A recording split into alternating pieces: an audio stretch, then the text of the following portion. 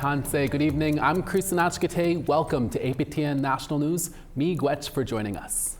Chief and Council of a Mi'kmaq Nation have banned Nova Scotia's Premier Tim Houston and two of his cabinet ministers from their lands and from all their community events. The chief says it has been a long time coming and hopes other Mi'kmaq nations will do the same. APTN video journalist Angel Moore reports. I think when our safety is attacked and when we're being targeted by the government, I think all communities should be doing the same. That is Chief Michelle Glasgow at the Sibäganägäti Band Office after a Band Council resolution was passed unanimously. It bans 3 Nova Scotia politicians, Premier Tim Houston, Attorney General Scott Armstrong, and Minister of Indigenous Affairs Leah Martin, from the Sibäganägäti First Nation and all community events, including the National Day for Truth and Reconciliation and the upcoming Nova Scotia Mi'kmaq Summer Games. This comes after the provincial government directed police to crack down on cannabis shops that do not operate under provincial regulations. Glasgow says this has left the community on edge. They're assuming that there's hard drugs being sold out of these shops. They're assuming that it's organized crime. They're just making assumptions. They're assuming that it's a way of human trafficking.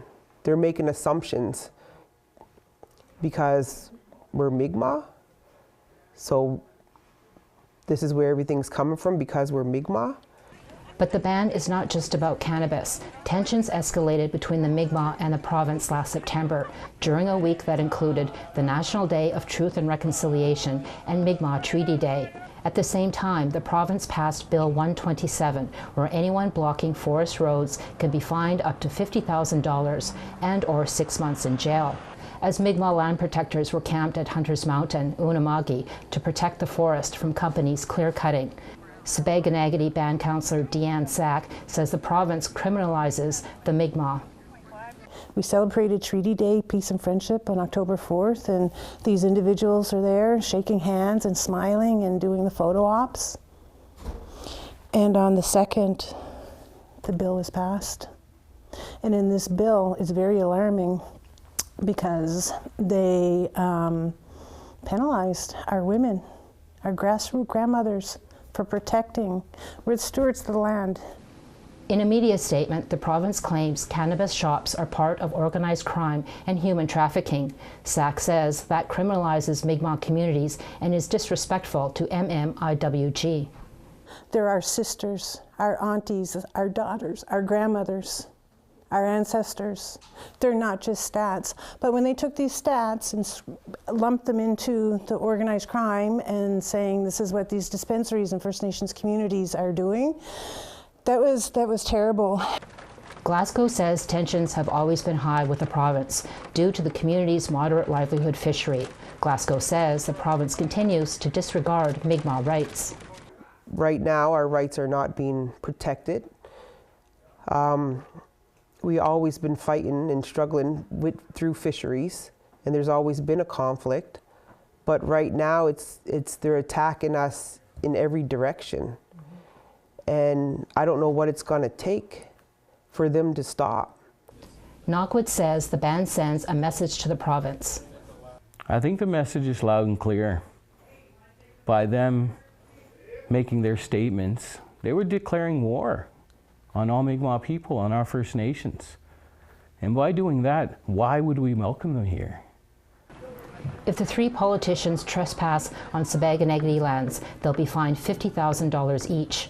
The provincial government did not respond to APTN News requests for comment about the ban. Angel Moore, APTN National News, Sibäganägäti, Mi'kmaq Nation. The First Nation at the center of a major mining disaster in the Yukon is taking the territory and Canada to court. The nation has long called for what it says is government accountability in the incident, claiming a lack of oversight contributed to the disaster. As APTN's Sarah Connors tells us, the nation says it's had enough with governments failing to uphold its treaty obligations. The First Nation of Nacho is suing the territorial and federal governments over alleged negligence in the Eagle gold mine disaster and of violating their treaty obligations.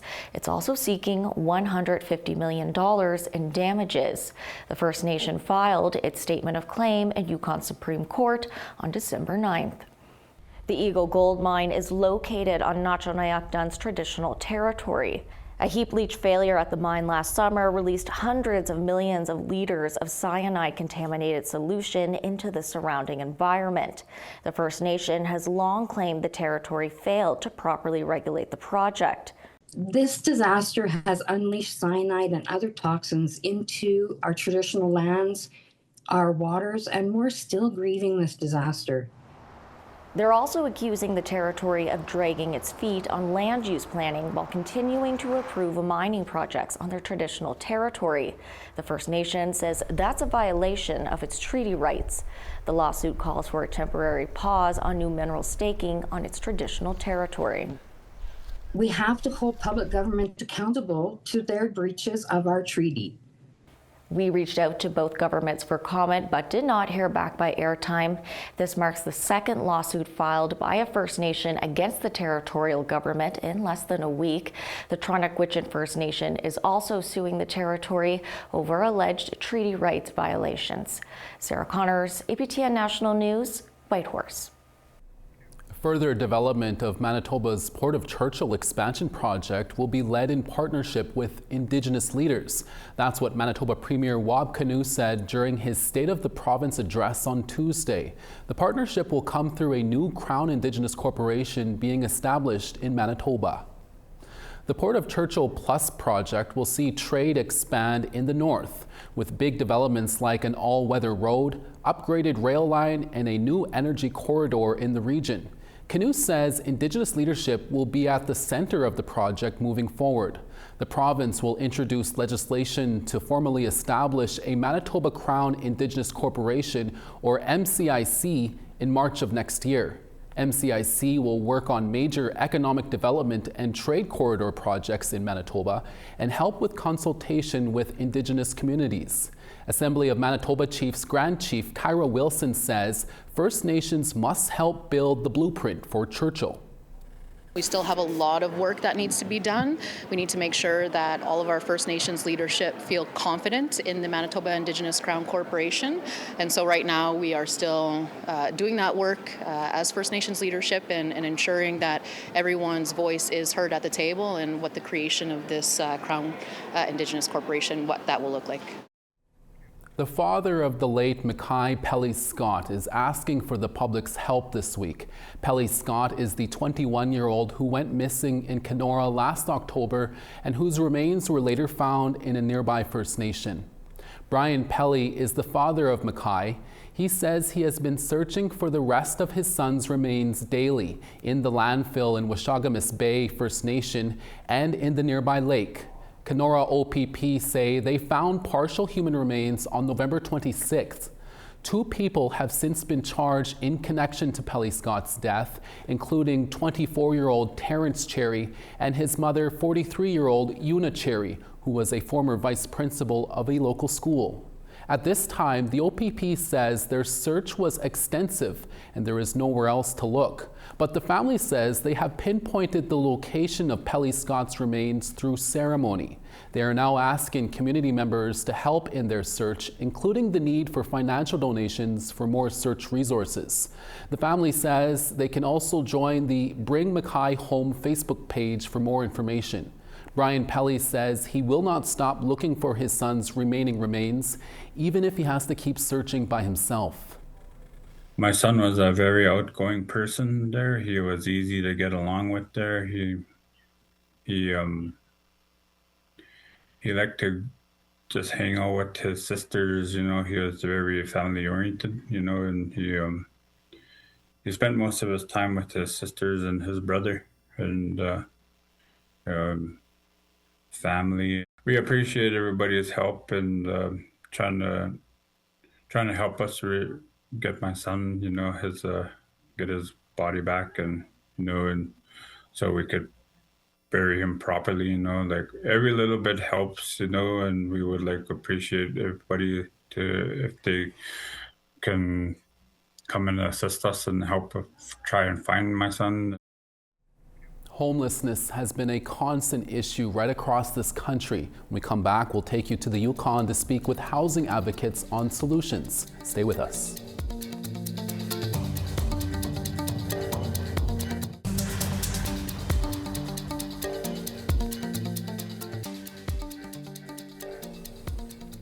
Welcome back. For individuals experiencing homelessness in the North, the contributing factors are long-standing and complex. But what if the solutions were simple? Our reporter Charlotte Mort-Jacobs sits down with housing advocates who aim to break down those barriers. Here's part one of that story. But I don't have a house in my own hometown. That's what really gets to me as an Indigenous woman, you know. At the Yellowknife Women's Society, a dozen women, mostly unhoused, speak their truth. It's my coping mechanism, I think. Important testimonies which will help inform work being done by the National Indigenous Women's Housing Network. Network Chair and Elder Marie McGregor Pitawatagwak listens attentively in the sharing circle. One of the definitions of homelessness, according to Jessie Thistle, is that disconnection from kin, from clan, from community, from land. And so the dimensions of homelessness are many-fold rather than just being unhoused or unsheltered. A common denominator? Everyone here has faced housing insecurity in their home communities. And when they relocate to Yellowknife, the challenges continue. Moved to Yellowknife for employment, and then I left my children's father due to the abuse and stuff like that. Yeah, it's like back to square one, starting all over from scratch. When a building wasn't locked, I go in there and I see if I took a 2-year program, so knowing that I'm going to be out of town for those 2 long years, I gave up my place to my son and his family. You cannot talk about homelessness without confronting the legacy of residential schools. According to the city's latest data on homelessness, 65% of individuals experiencing homelessness say their parents attended residential school, and 19% say they attended themselves. The capacity right now is only 14 or 15 girls in the emergency every day or whatever. And like 2 nights ago, I had to walk around all night because there wasn't a bed available. Go to the Women's Center, try to get support, and just to be there. But there's been a few times I get verbally attacked, mentally, verbally. McGregor Pitawatagwak says it's important to recognize the resiliency of Indigenous women who are doing their best despite systemic barriers. And for Indigenous women and children to be able to feel safe and cocooned and comforted and warm, you know, that is such a huge element to the safety and the opportunity to be able to be homed, to have a house, to be safe. Once the group establishes the facts, it's time for conversation around solutions. I have lots of certificates. In part 2, we explore the importance of investment and agency for Indigenous women acquiring and maintaining permanent housing. Charlotte Mort-Jacobs, APTN National News, Yellowknife. Saskatchewan's 2025 Provincial Audit Volume 2 has been released. It examines government programs and services to determine if they are being delivered effectively. Video journalist Rachel May spoke with the provincial auditor. Tara Clement is Saskatchewan's provincial auditor. This volume of her audit looked into the well-being of correctional workers and social services for families and children. Our annual integrated audit at the Ministry of Social Services always looks at their processes to safeguard public money and compliance with legislative authorities. The audit found social services was block booking hotel rooms for child and family services, with rooms vacant 10% of the time in Regina and 25% in Saskatoon. The Ministry of Social Services spent $1.3 million on hotel rooms for families and children between January and September 2025. The report recommends improved reporting so the public and legislators can easily see how much is spent on hotel rooms. Also reviewed was correctional worker mental health, as the job has high sick leave usage.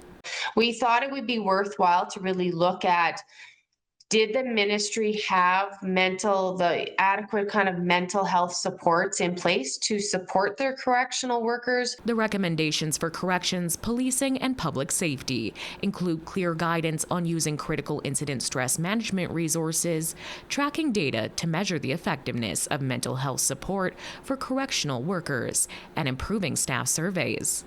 Clement says a better working environment benefits more than just employees. And what we did find from during the course of our work is that can ultimately lead to really just better treatment of the inmates within the correctional facilities. Each recommendation will be followed up on to ensure it is carried out. Rachel May, APTN National News, Saskatoon. It's now time again for our Christmas language segment. It's the APTN National News version of the 12 Days of Christmas, and as of today marks 10 APTN work days left until we are all on holidays, but who's counting? Francine Bearhat brings you some Blackfoot teachings from the Siksika Nation.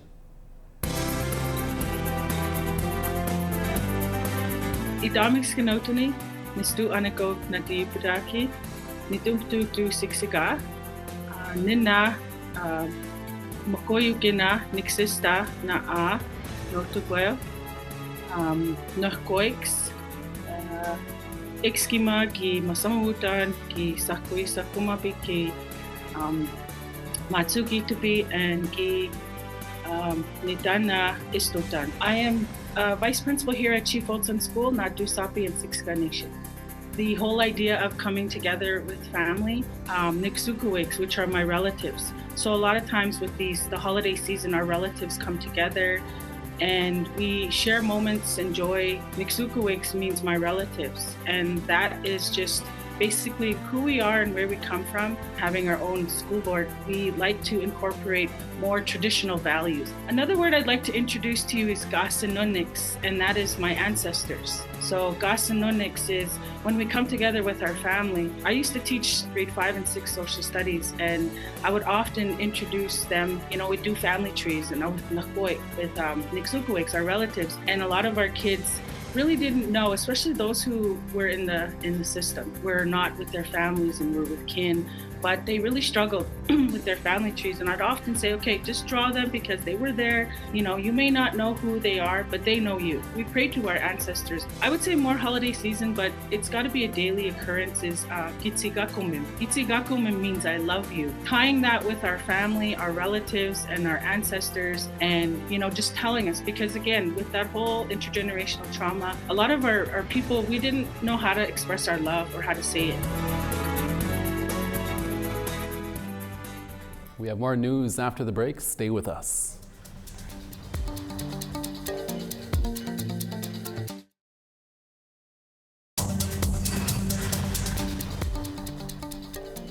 Me, Gwetch, for staying with us. Time now for our photo of the day. Christopher Clark sent this photo from Norway House Cree Nation, where he is out on the lake and appears to be getting ready to do some fishing. Stay safe and warm out there, Christopher, as temperatures continue to drop right now. Brr, you better bundle up quick. Keep your pictures coming by sending them to share at aptn.ca. Time now for a look at tomorrow's weather forecast. On the east, St. John's rain and 10, Charlottetown partly cloudy and 5. Nain -1, Cartwright -1. -6 in Saguenay, Quebec City -7. North Bay -6, London -2. Sudbury -6, Thunder Bay -4. Clear skies in Thompson at -14, Puckatawagan -14. Winnipeg -10, Barons River -12. -7 in Regina, sunny in Saskatoon at -18. -24 in Uranium City, Buffalo Narrows -23. In the west, high level -26, Peace River -25. -8 in Lethbridge, Medicine Hat -9. Cloudy in Vancouver at +8, Kamloops +7. 0 in Prince Rupert, minus 29 in Fort Nelson. Minus 42 in Dawson, Old Crow, minus 32. Minus 28 in Norman Wells, minus 32 in Fort Simpson. Minus 19 in Fort McPherson, Colville Lake, minus 26. Baker Lake, minus 20. Chesterfield, clear skies and minus 17. And Iqaluit, minus 17. Iqaluit, minus 22.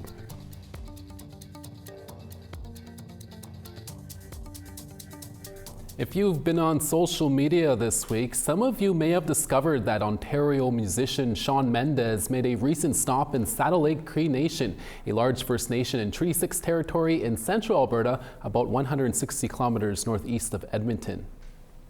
According to artist and musician Tia Wood, Shawn Mendes visited Saddle Lake Cree Nation for just one day late last week.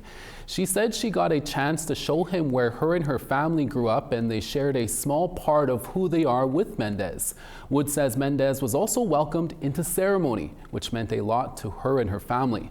Throughout the day, Mendes visited with families and fans, including the little ones, and he made a stop at the Bison Auto Shop and was gifted a ribbon shirt by Julia's Quilts and Designs from Saddle Lake's Eagle Healing Lodge. Last October, Tia Wood also got to do a surprise performance alongside Mendes in Vancouver during his On the Road Again tour for a powerful duet of his song, Youth. In a statement posted to social media, Tia Wood added, "I want to take a moment to acknowledge and say thank you to everyone who was so respectful during Shawn's short visit to our community. We're really grateful to our relatives and community members who gave space, showed kindness, and understood the moment for what it was." Always love seeing our people roll out the red carpet and give celebrities a warm welcome. Great job to the Wood family. As the new year inches closer and closer, so does the new season of Hockey Night in Canada in Cree and Inuktitut. Watch some of your favorite teams battle it out on the ice with live commentary in languages indigenous to the lands where the modern sport was created. Here's the schedule, so to get your calendars ready. Watch David Nyungen, Puju Kusigak, and Robert Kvitok analyze 3 games in Inuktitut. Starting January 10th, the Vancouver Canucks are in Toronto against the Leafs. January 31st, the New Jersey Devils play the Senators in Ottawa. And February 28th sees the Calgary Flames elbows up against the Kings in Los Angeles.